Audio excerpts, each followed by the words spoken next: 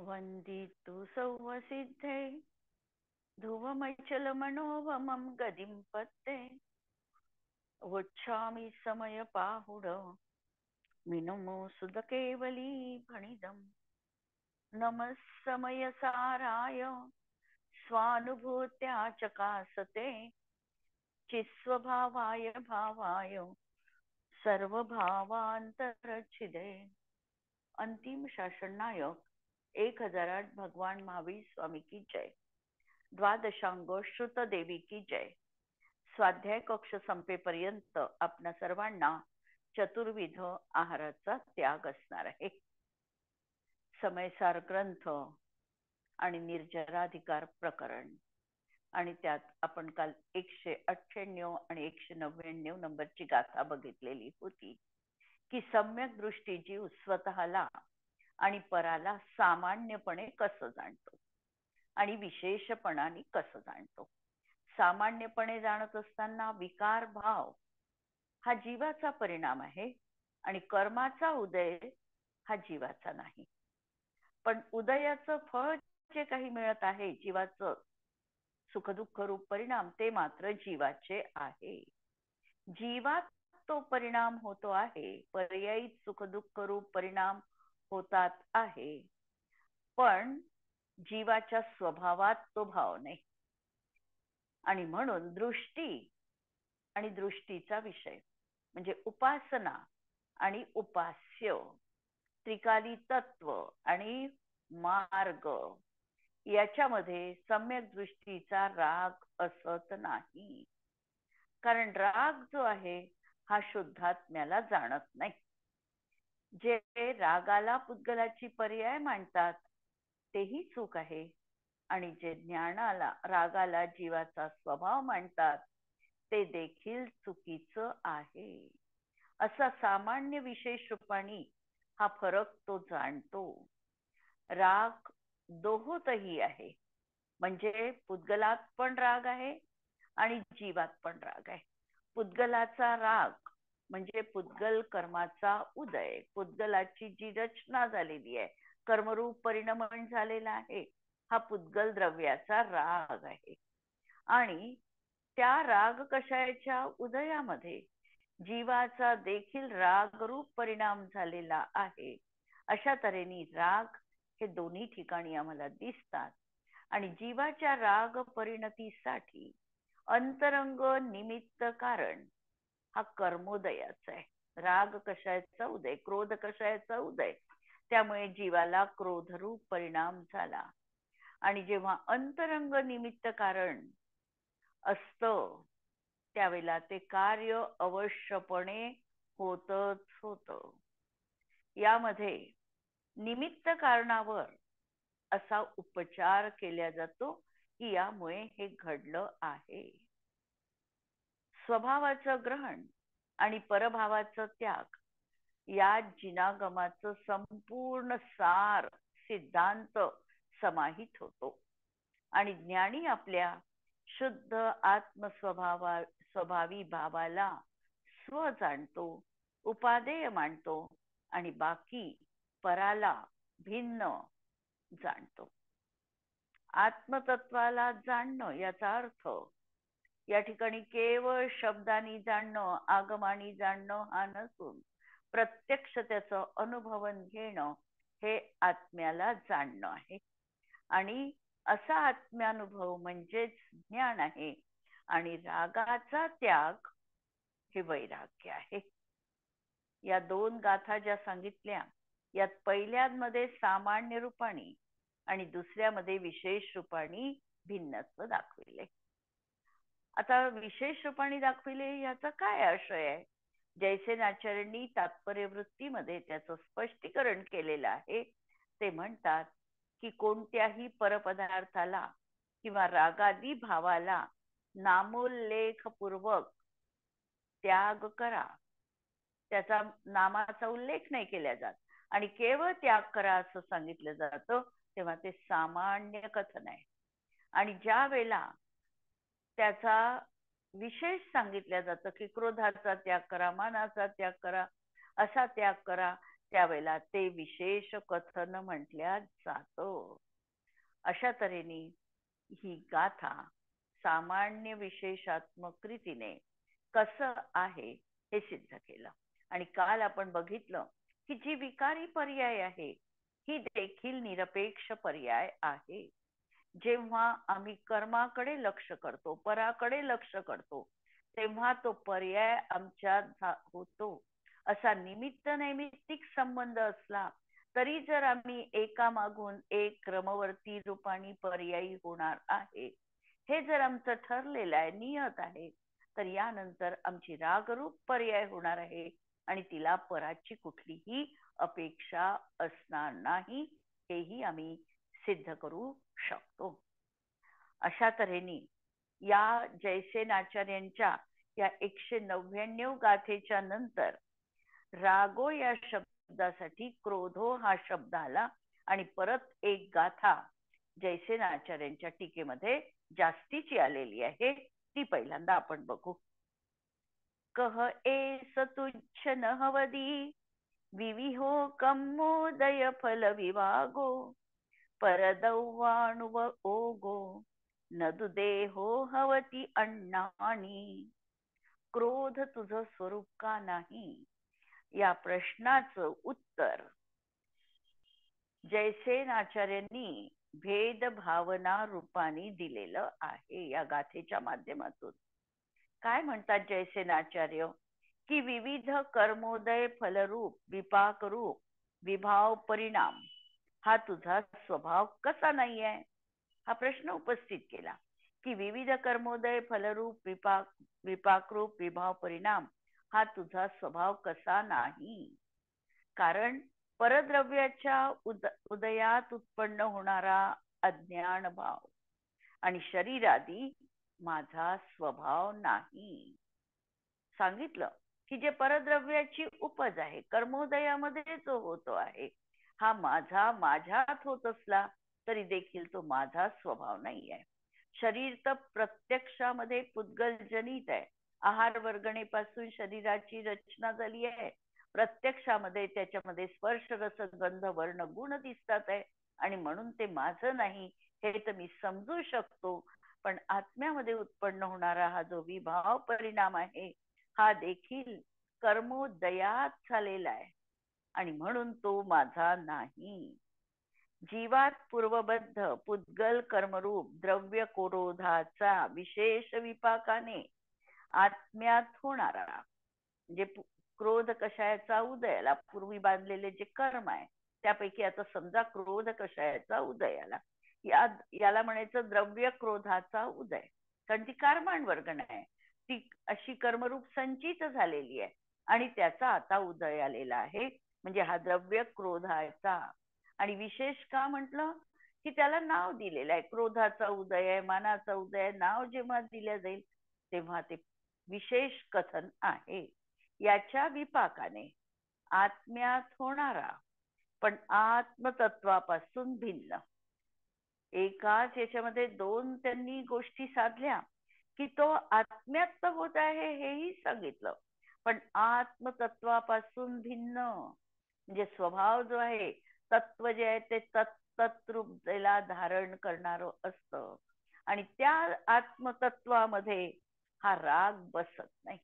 म्हणून आत्मतत्वापासून भिन्न अक्षमा भावरूप जो भाव क्रोध आहे तो माझा स्वभाव नाही. कारण मी तर एक टंकोत्कीर्ण परमानंद एक न्यायक स्वभावी आत्मा आहे. परत शंका उत्पन्न केल्या गेली जयसेनाचार्यांच्या टीकेमध्ये की पुद्गल कर्मरूप क्रोध कुठे आहे. क्रोध तर आम्हाला भावरूपच दिसतो, क्रोध तर जीवात दिसतो, पुद्गलामध्ये तर आम्हाला तो दिसत नाही आणि तो कसा काय आहे, हाही प्रश्न परत शिष्यानी उपस्थित केला. त्याचं उत्तर देतात असं नाही, कारण पुद्गल पिंडरूप द्रव्य क्रोध आहे. कारण ही जी कर्माण वर्गणा कर्मरूप होऊन जीवाशी संबद्ध झालेली आहे यामध्ये द्रव्य क्रोध आहे. क्रोध मान माया लोभ चारही प्रकारचे कशाय तिथे विद्यमान आहे आणि त्याचा उदय असताना जो अक्षमारूप भाव आहे तो भाव क्रोध आहे. म्हणून द्रव्य क्रोधाच्या उदयात जीवाचा भाव क्रोध झाला. सर्व विभाव भाव त्यागणे रूप आहे आणि सर्व विभावांना आम्हाला त्यागायचं आहे, सोडायचं आहे. आता परत प्रश्न आला की विविध कर्मोदय रूप फल तुझं स्वरूप का नाही? विविध कर्माचं जे फल मिळत आहे ते तुझं स्वरूप का नाही आहे बा? तर निर्विकार परम आल्हाद लक्षण रूप शुद्धात्म द्रव्यापासून भिन्न पण जीवातच होणारे, परद्रव्याच्या उपाधीने होणारे, स्फटिकात जसा उपाधीने तो रंग वाटतो त्याप्रमाणे आत्म्यातही हा भाव होतो. इतकं क्लिअर आणि स्पष्ट उत्तर दिलं की जर आम्ही आत्मतत्वाकडे निर्विकार परम आल्हाद रूप शुद्ध द्रव्या सम बघितलं, हा माझा आत्मा आहे असं बघितलं तर आम्हाला राग दिसत नाही. पण आता जेव्हा आम्ही मिश्रित दशा पाहिली, कर्मोदय पाहला, त्यावेळेला स्फटिकामध्ये जपा पुष्पाच्या माध्यमाने जसा लाल रंग दिसतो, स्फटिक लाल झालेलं आम्हाला दिसतं, वाटतं, त्याप्रमाणे आत्म्यामध्ये हा राग रूप परिणाम होतो आहे असं वाटतं. पण जपापुष्प अलग केल्याबरोबर स्फटिक पांढर शुभ्र आहे, त्याप्रमाणे हा राग माझ्यापासून भिन्नच आहे, तो माझं स्वरूप नाही आणि देह देखील माझं स्वरूप नाही आणि हे तर प्रत्यक्षात अचेतन आहे, जड आहे. राग जीवात होतो आहे, कथनचित जीवाचा असला तरी त्याला चैत्य म्हणजे चैतन्य असा प्रकारचा भासी म्हटलं, चैतन्याभासी परिणाम म्हटलं, त्याला चैतन्य रूप परिणाम नाही म्हटलं. चैतन्याचा आभास निर्माण करणारे पण चैतन्याशी प्रतारणा करणारा असा तो भाव आहे. याप्रमाणे सम्यक दृष्टीला ज्ञान आणि वैराग्य नियम पूर्वक आहे. बाह्यतः तो भोगांमध्ये लिप्त दिसतो पण अंतरंगात अभिप्रायात भोगांपासून विरक्तच आहे. ज्ञानीची ही विलक्षण परिणतीचं चित्र आम्हाला व्यवहारामध्ये देखील पाहायला मिळतं. जर आम्ही थोडं बघितलं की काही जण असे आहे की अगदी स्थिर मनोवृत्ती आहे, जीवन त्यांचं सुचारू रूपाने ते चालवत आहे, बाह्य आपदा कितीही जीवनात असल्या तरी अंतरंगामधला अभिप्राय त्यांनी कायम ठेवलेला आहे की हे जे काही देहकृत दुःख आहे, परदुःख आहे, हे माझ्यात होत आहे, मला त्याची अनुभूती पण येते, कदाचित माझा सुख दुःख रूप परिणामही होतो आहे, पण मी त्यापासून सर्वथा भिन्न आहे. ही ज्ञानीची सर्वत्र दृष्टी आहे, ही ज्ञान आणि वैराग्याची संपदा आहे. आणि याच पार्श्वभूमीवर हा विरागी आणि हा ज्ञानी संसार समुद्र तरून जातो. त्याची हे दोन वल्हे आहे, या दोन वल्हाच्या साह्याने कितीही लांबवरचा प्रवास तो सहज रीतीने पार पाडतो. या संबंधामध्ये असंच चित्रण पंडित दौलतरामजींनी देखील केलेलं आहे. दौलतरामजी छडालाकार आणि त्यांनी हे सम्यक दृष्टीचं चित्रण त्यांच्या शब्दामध्ये एका पदामध्ये केलेलं आहे. कारण दौलतरामजींनी अनेक पद लिहिली, त्यामधलं अत्यंत प्रसिद्ध असलेलं हे पद आहे, चिन्मूरत दृगधारी की मोहे रीती लागत है अटापटी. काय म्हणतात पंडित दौलतरामजी? चिन्मूरत दृगधारी, दृगधारी म्हणजे सम्यक दृष्टीची, मोहे रीती, मला तिची रीती अटापटी वाटते. काय सम्यक दृष्टी दिसतो कसा, तो बोलतो कसा, हे सगळं मला काहीतरी विचित्र वाटतं. कसं वाटतं तर बाहिर नारकी कृत दुःख भोगे अंतर सुख रस गटागटी. पहा, श्रेणिक राजाचा जीव आज पहिल्या नरकामध्ये नरककृत दुःख भोगतो आहे. विचार करायचा आहे, सम्यक्त्व त्याच्या जीवनात त्याही क्षणी विद्यमान आहे, कारण तो क्षायिक सम्यक दृष्टी आहे. त्यामुळे बाहेर नारकी जीव त्याला नानाविध त्रास देत आहे. उकळत्या तेलात कदाचित आणखी कोणत्या शस्त्र अस्त्रांनी त्याला जखमा करत असतील. अनेक प्रकारच्या दुःखाची पीडा हा नारकी जीव सहन करतो आहे. म्हणून बाहिर नारकी कृत दुःख भोगे, अंतर सुख रस गटागटी. पण त्याच्या अभिप्रायाची दशा बघितली तर हे जे दुःख आहे हे माझ्या शरीराला देऊ शकतात. छेदन भेदन होत आहे हे शरीराचं होत आहे. माझा आत्मा मात्र अछेद्य आहे, त्याला काहीही जखम होत नाही. यामध्ये रक्त मांस सप्त धातू नाही. अशा प्रकारचा विचार अहोरात्र त्याच्या जीवनात सुरू आहे. म्हणून अंतर सुख रस. कोणतं सुख भोगत आहे? हे अनुपम आत्मिक सुख तो भोगत आहे. आणि हे सुख त्याच्या जीवनात अशा तऱ्हेचं गटागटी, तो जणू काही गटागट हे सुख भोगतो आहे. म्हणून बाहर नारकी कृत दुःख भोगे, अंतर सुख रस गटागटी. रमत अनेक सुरनी संगपय, 30. परिणती ते नित हटाहटी. समजा एखादा सम्यक दृष्टी जीव स्वर्गामध्ये अहमिंद्र बनला किंवा 16 स्वर्गांपर्यंत देवांगणांसहित आहे. देवांगणासहित असल्यानंतर अनेक त्याच्या जीवनामध्ये देवी आहे. 16व्या स्वर्गापर्यंत अनेक देवी एका देवांच्या असतात. आणि म्हणून रमत अनेक सुरनी संगके, अशा प्रकारच्या त्या देवींसोबत हा रममाण होतो आहे.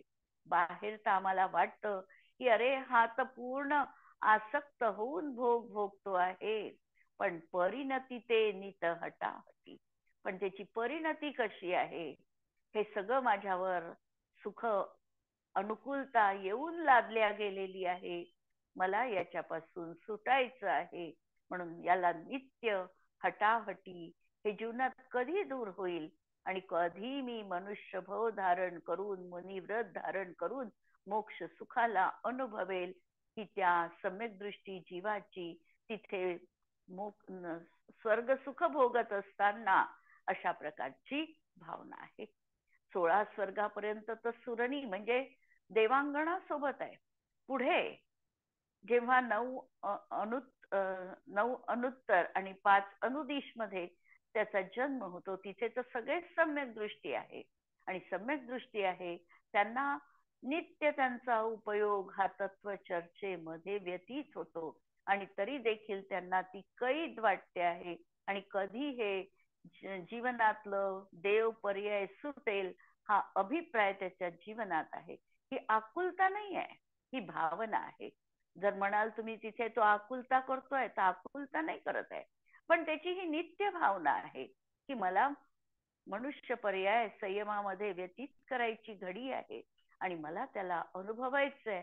तो त्यागामधलं खरं सुख, अतिंद्रिय सुख जीवनात प्राप्त करण्यासाठी त्या ठिकाणी भावना तो व्यक्त करतो आहे. परत लक्षात घ्या, आकुलता होणं आणि भावना करणं याच्यामध्ये फरक आहे.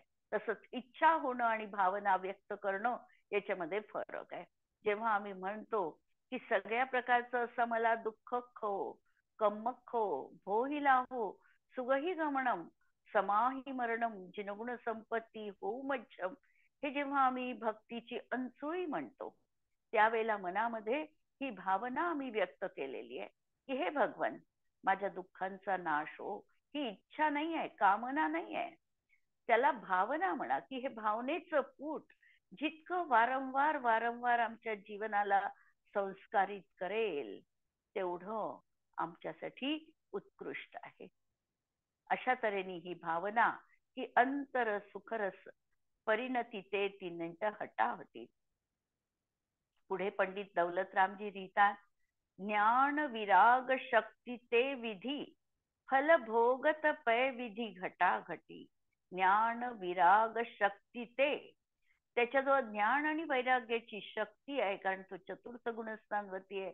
दोन्ही उदाहरणं दिले, याच्यामध्ये चौथ्या गुणस्थानाच्या वर तो जाऊ शकत नाही, नारकी पण जाऊ शकत नाही आणि देव पण जाऊ शकत नाही. पण ज्ञान आणि वैराग्याची शक्ती त्याच्या जीवनात आहे आणि अशा तऱ्हेने फल भोगत फल भोगत आहे. पण कसे विधी घटाघटी जे कर्म आहे हे घटत आहे, निर्जरित होत आहे. म्हणून सम्यक दृष्टीचे भोग ही निर्जरेला कारणीभूत आहे. ही उक्ती इथे समीचीन ठरते आहे की पै विधी घटाघटी सदन निवासी तदपि उदासी. आता एखादा गृहस्थ दशेमध्ये आहे, असा जीव आहे, चक्रवर्ती आहे, कामदेव आहे, बलभद्र आहे, सम्यक दृष्टी आहे. हे सम्यक दृष्टी सदन निवासी घरामध्ये तर आहे, पण तदपि उदासी घरामध्ये आसक्त नाही आहे, उदास आहे. उदास आहे याचा अर्थ अगदी डिप्रेशन मध्ये गेले आहे हा नाही घ्यायचा. तर ते उदासी आहे म्हणजे यापासून विरत आहे. ते कधी आमच्या मनामध्ये मला गृहत्याग करून मुनी व्रत धारण करेल ही भावना त्यांची आहे. म्हणून सदन निवासी तदपि उदासी, उदासी आहे पण अंतरंगामध्ये आत्मिक प्रसन्नता आहे. ता ते आश्रव छटाछटी, आणि म्हणून आश्रव आता छटाछटी म्हणजे निघून जात आहे. आपल्याला माहिती आहे की सम्यक दृष्टीला 41 कर्म प्रकृतींचा आश्रव होत नाही. एवढी आश्रव विच्युती त्याच्या जीवनात नियमाने अपरिहार्यपणे आहेच आहे. म्हणून ता ते आश्रव छटाछटी जे भव हेतु अबुधके तस करत बंधकी झटाझटी. जे भव हेतु अबुधके ते तस करत, जे भव हेतु भवाचे जे हेतू आहे ते अबुधके त्याच्याप्रमाणे तस करत बंधकी छटाछटी ते त्याप्रमाणे वागत आहे. जे भवदुःखाला कारणीभूत आहे त्या कारणांपासून ते दूर हटत आहे आणि म्हणून बंधकी छटाछटी बंध त्यांच्यापासून सुटत आहे. नारक पशु तीय षट विकलत्रय प्रकृती नक्की भय कटाकटी. आणि आता पहा, हा जो सम्यक दृष्टी झाला, पंडित दौलतरामजींनीच छडाला मध्ये म्हटलं की प्रथम नरक बिन षटभू ज्योतिष वान भवन षंडणारी थावर विकल त्रय पशु मे नाही उपजत सम्यकधारी. तिथे 2 ओळी त्यांनी वापरल्या आणि इथे सांगतात नारक पशु तीय, तीय म्हणजे स्त्री, षट विकलत्रय षंढ विकलत्रय आणि प्रकृती नकी भय कटाकटी. या प्रकृती आता तो बांधत नाही. सम्यक्त्व झालं याचा अर्थ त्याला जर आता आयुबंध होईल तर तो नरक गतीचा किंवा तिर्यंच गतीचा होतच नाही. यदा कदाचित जावं लागलं तर पहिल्या नरकात सम्यक्त्व घेऊन आधी आयुबंध झाला असेल तर जाऊ शकतो. तिर्यंच्यात जाईल तर भोगभूमीजच तिर्यंच होणार.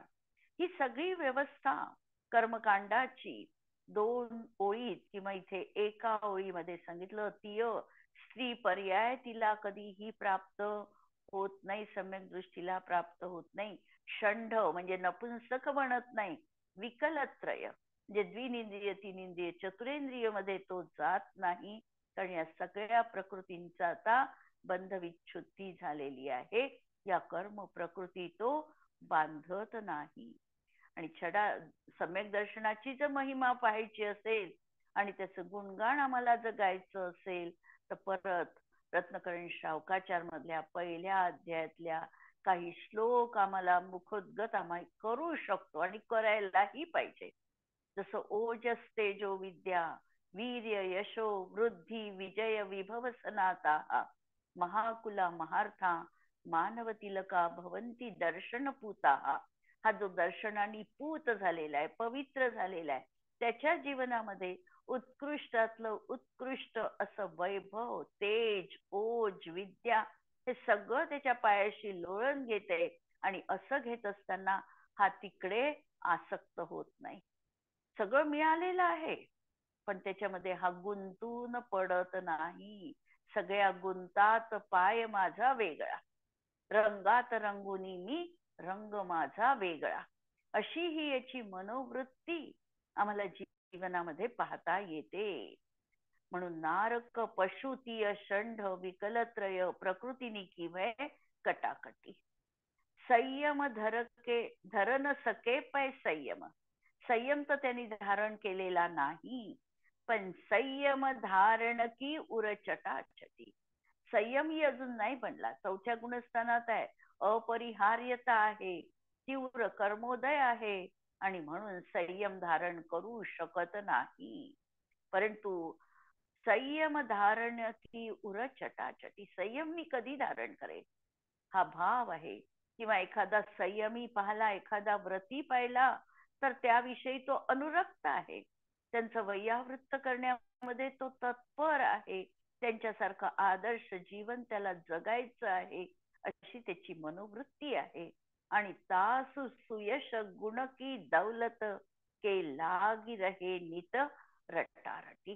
आणि अशा तऱ्हेने तासु सुयश म्हणजे त्यांचं जे सुयश आहे, आणि गुण की दौलत, त्यांचे जे गुण आहेत, ज्ञानीचे गुण आणि ज्ञानीचं सुयश, ही दौलत, अशा प्रकारची ही दौलत के लागी रहे नित रटारटी. दौलत याचा अर्थ दौलतरामजी स्वतःला जणू संबोधन करत आहे.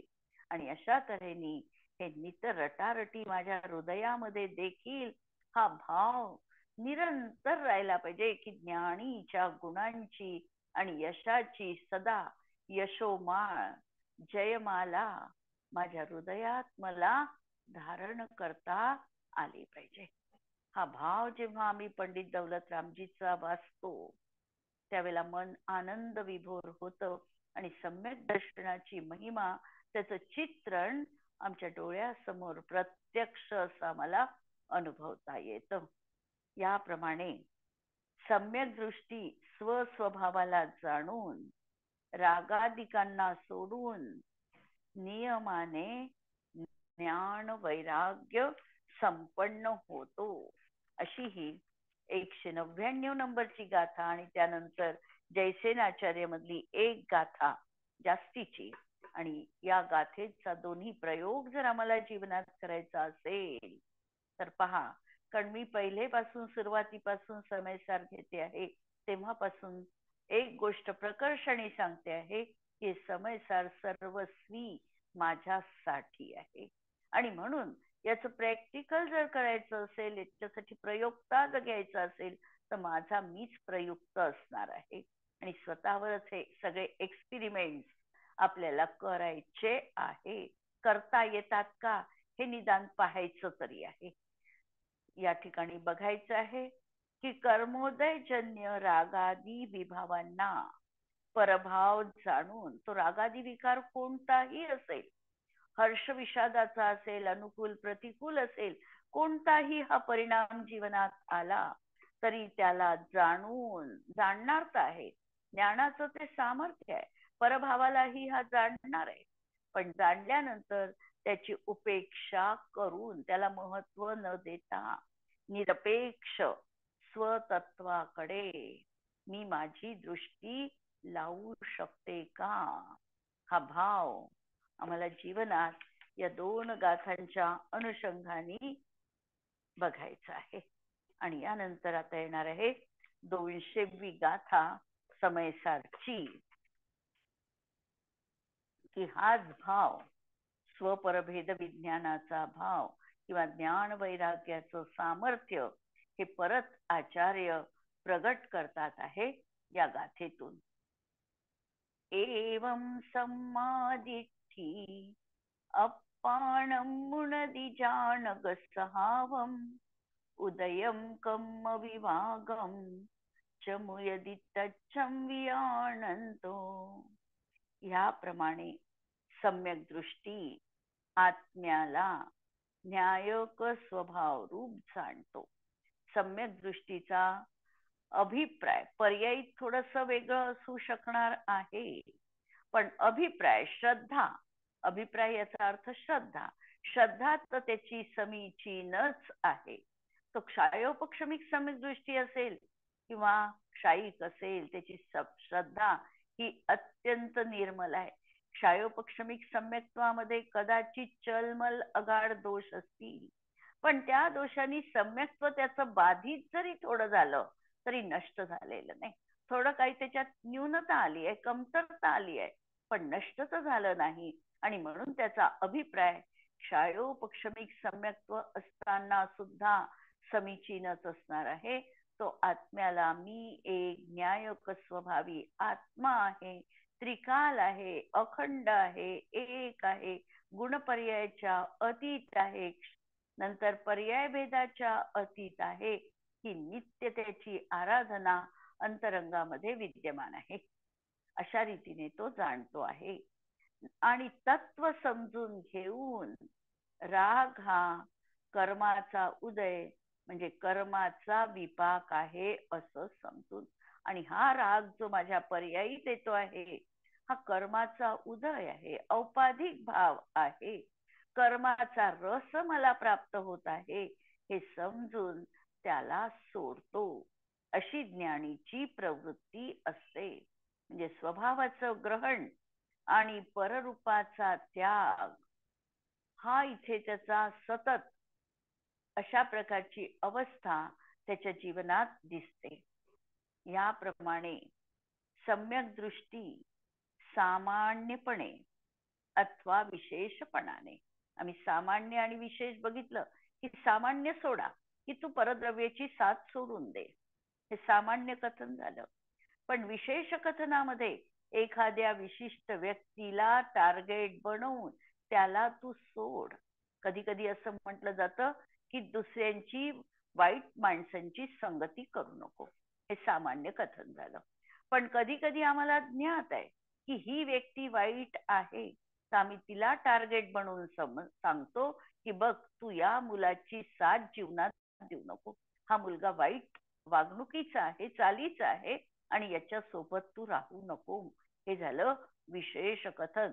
म्हणून सामान्यपणे आणि विशेषपणाने संपूर्ण परभाव रूप भावापासून भिन्न होऊन टंकोत्कीर्ण एक न्यायक स्वभाव रूप आत्मतत्वाला चांगल्या प्रकारे समजतो.